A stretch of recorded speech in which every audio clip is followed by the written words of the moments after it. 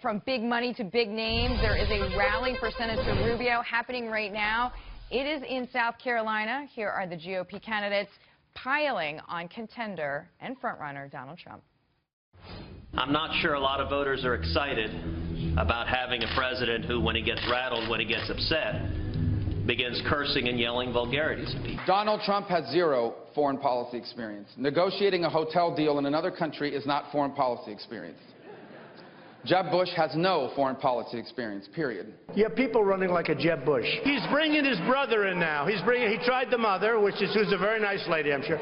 But he tried the mother. That didn't work out so good. Now he's bringing in his brother. We need a president that knows what he's doing, not talking cheap talk.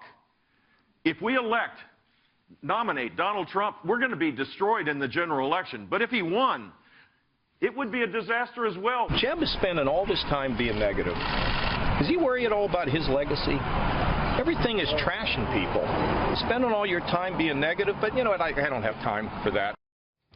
Former Senator Scott Brown has endorsed Donald Trump. He is with me now. Senator, glad to have you here. What do you make of that comment? I'm going to go back to Governor Kasich's comment about being positive versus Donald Trump, whom you do support, who is very combative, let's say.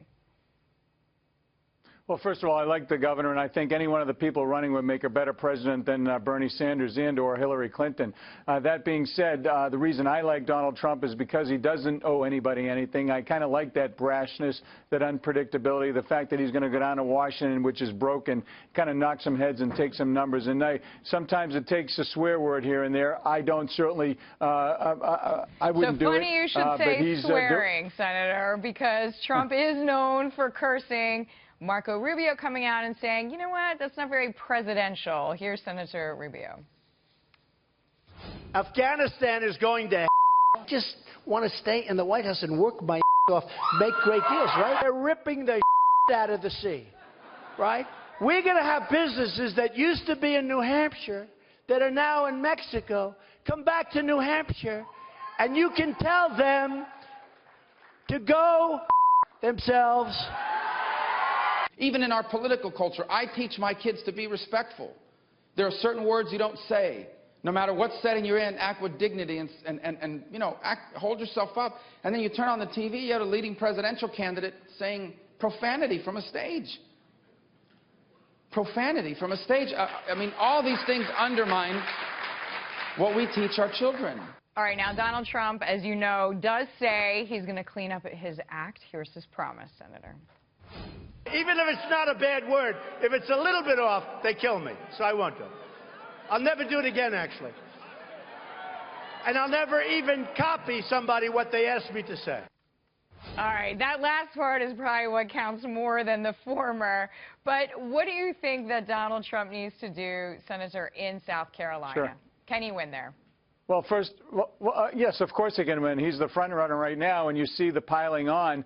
And I think this election, quite frankly, has been pretty mild up until now. South Carolina traditionally is kind of where the dirty tricks start and kind of them really battling back and forth. I've said it to Donald. I know others have said, listen, you got to start acting more presidential. People like your message. They like how you're saying it. And the way he's talking, quite honestly, is the way many of us talk in our homes and with our friends out having a beer or something.